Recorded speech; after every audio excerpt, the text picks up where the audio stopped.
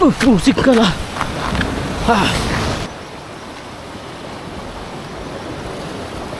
Gabi na. Negative na. Gabi na guys. It's gabi na.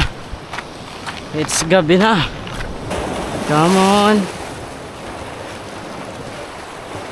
Walay guys. Nawalan na rin ako ng pag-asa. Hindi na ako makakahuli nito. Pero sige lang.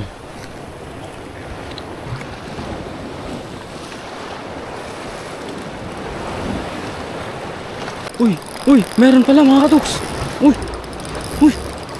Hala. Malaki guys, malaki. Akala ko wala nang kukagat eh. Ulo. Maggagabi na guys. Maggagabi na. Ano yan? Wala, double hook up. Double hook up guys. Double. Oh, double guys oh. Tingnan nyo naman. Tingnan nyo naman yung persistence natin guys. Woohoo! Dalawa agad. Yan mga katuks. Dalawa min. Nawalan na ako ng pag-asa kanina. Pero ito guys, saka uli tayo. Dalawa nag-agawan pa. Maya at saka ano, saka emperor. Kanuping laut. Ano lang pala manghuli ng isda. A minute. It's just a minute. Kaya pala ang lakas. Kasi dalawa pala yung nahuli niya.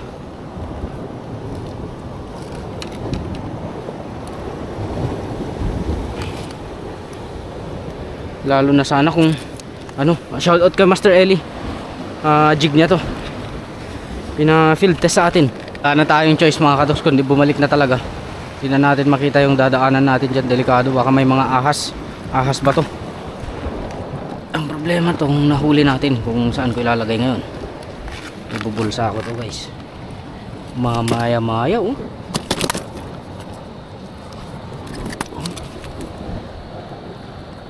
Ganun lang kasimple manghuli ng isda. Agahan natin next time para sa ganun mas maraming chance na makahuli tayo, no? Agahan natin next time, bukas siguro.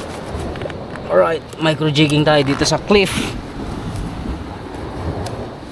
Hihi, bulsa ka ngayon. Alright guys, good night. See you next time.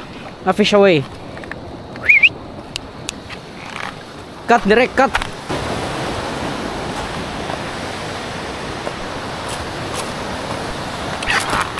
Oh yes, tuhugan. It's early morning ultralight session mga kaibigan. Good morning. Early morning session ultralight fishing. So ultralight tayo guys. Maghaan tayo. Subukan natin maghaan ng emperor fish at saka big eye trevally dito sa spot na to. Maraming big eye dito. At hopefully lalabas sila ngayong oras. Umaga pa lang, alas 5.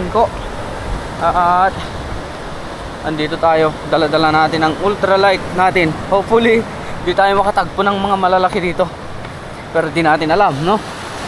In case lang lalaban tayo. Nagigising ko lang. So palabas na yung haring araw. Umpisahan na natin to, fish away. Let's go. Alright, para sa ultralight fishing natin ngayong umaga, gagamit tayo ng 8 grams lure, Master Vin Minnow. Off fish away.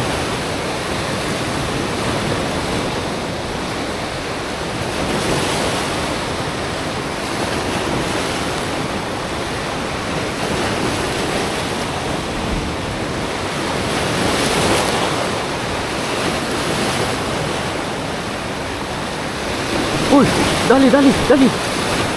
Uy. Yan. Kanupin guys. Dito lang sa gilid. Ay hindi, trevally. Ito yung sinasabi kong Big Eye. Big Eye Treb. Unang hagis, unang huli. So, nice Big Eye.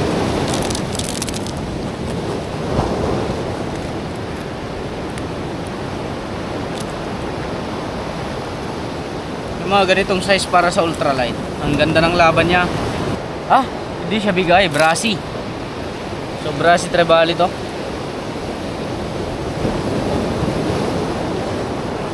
Ano, subukan natin ulit. Baka may kasama siya o kaya madamihan. Sana kawan sila, no?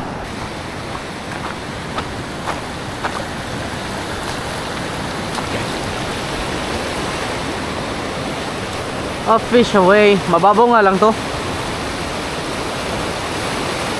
Baka pag nag-slow retrieve tayo, baka sasabit. Kaya bilisan lang natin.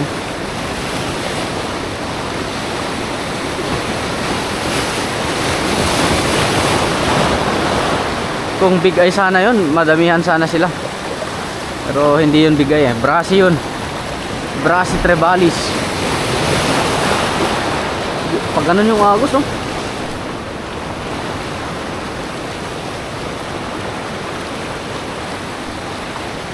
Come on, bite. Come on, bite. Dali.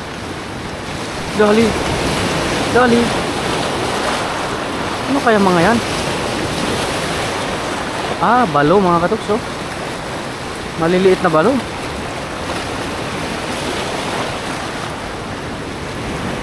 Isa pa sakaling naka-trigger ng Trevally.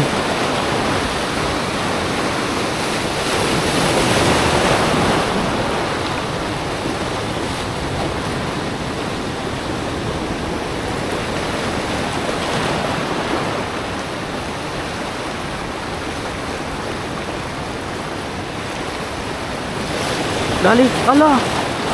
Sayang. May kumakagat eh.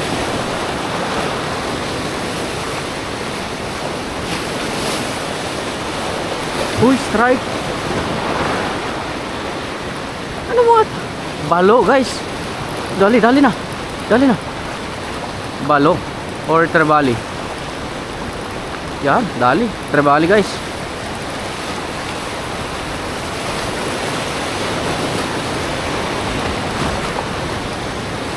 Hehe. Trevally.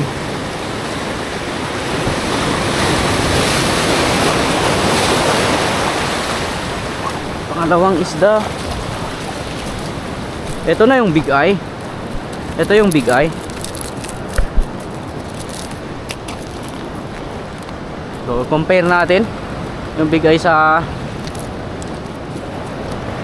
Brassy. Tingnan natin yung detail ng pagkaiba nila. Mga details.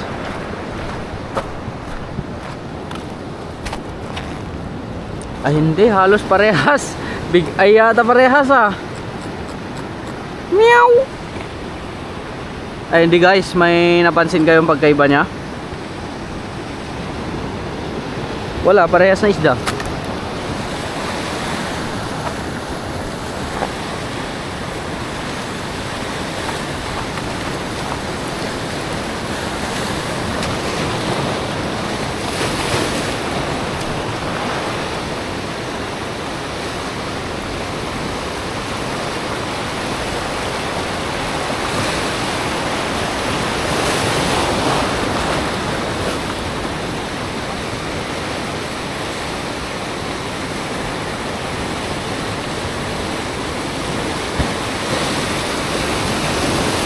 Dali na naman. Another one guys.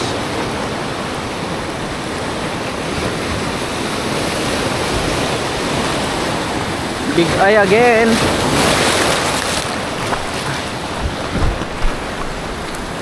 Woo! Good size Big Eye Trevalis.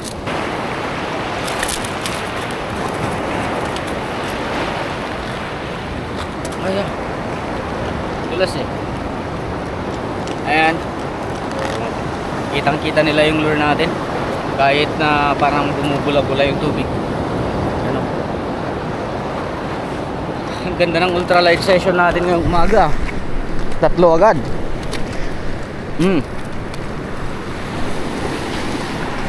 More?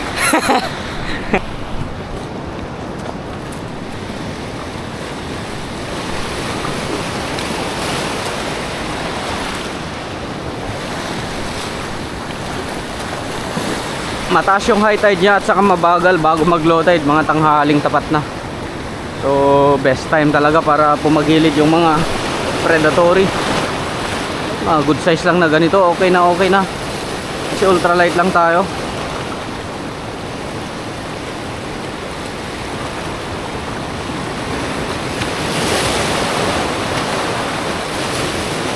Yan, strike, dali.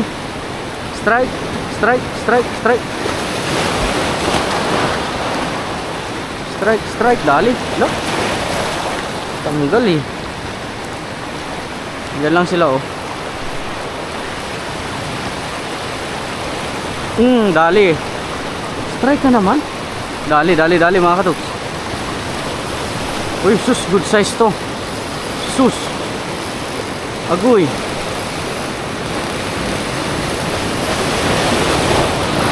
Ay sus. Ay sus. Makalaki-laki to mga katuks. Malaki-laki.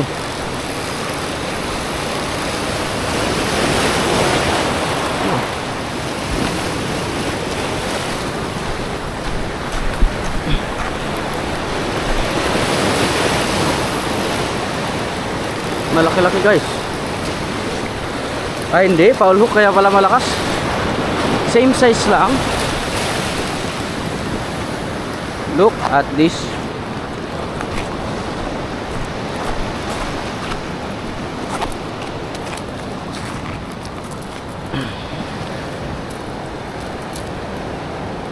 Kawan to. Sana walang makawala para at least sa ganun hindi sila matauhan. Para mag-enjoy tayo sa pamimingwit dito sa gilid gamit ang ultralight. Let's go.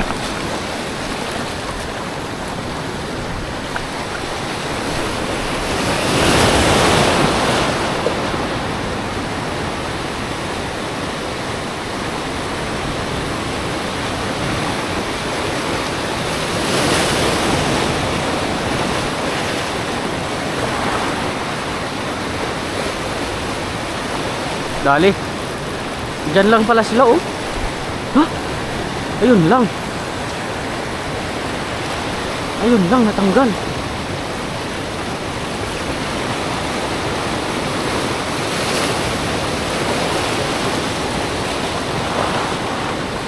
Yan na, yan na. Wala, hesitant na sila. Yan na. Dali. Ano?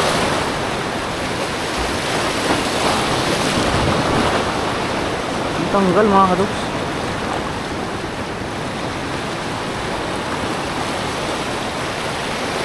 Dali, dali. Diyan lang sila sa tanggal guys.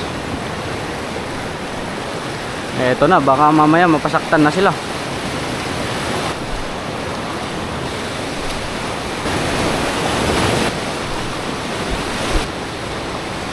Wala na sila. Naramdaman nila yung hapdi ng hook natin So guys, tong lure natin upgraded na yung hook nya. So yan hindi yung basta-basta mag stain, kalawang. Yan. Naramdaman nila yung hook nya men. Kaya siguro hindi ko alam kung saan na sila nagpupunta. Pero babalik mga yan. Pansamantala lilipat muna tayo ng spot. Mga ilan-ilang cast pa. Okay.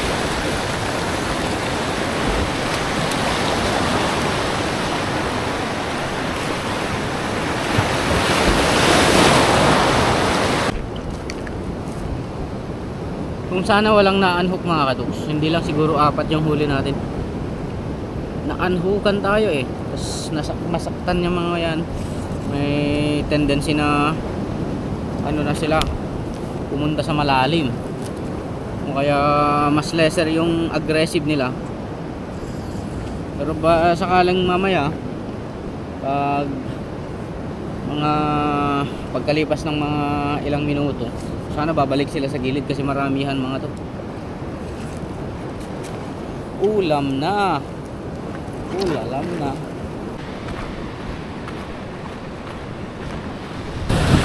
Okay mga kaduks, ultralight fishing is done. Nakahuli lang tayo ng pang-ulam natin, no? At mamaya mag micro jig tayo dito sa gitna. Micro jig or lure, depende sa lagay ng panahon. Parang may bagyo na naman napaparating, katatapos lang ng bagyo, may bagyo na naman mga kaibigan. May ganyan talaga yung nature na ngayon, ganyan na talaga yung panahon ngayon. But anyway, nakahuli tayo ng pang-ulam. At sabagay, ultralight session lang tayo. Hopefully mamaya pag maganda-ganda yung agos niya o kaya yung current ng dagat, pupunta tayo dyan sa gitna. May mga kanuping dyan sa gitna mga kaduks, mga kanuping lakot. Hopefully, no? So a fish away. See you again sa next fishing adventure natin. Ultra light tayo muna dito sa gilid kasi hindi na pwede yung mamaw spot natin. Bihibihirang time na lang para makadalaw dun. At the same time makapagpahinga siya talaga, makapagparami yung mga nalagyan natin ng piercing na giant trebalis. So back to Banan Bay tayo, non-stop fishing adventure of fish away and fish bump.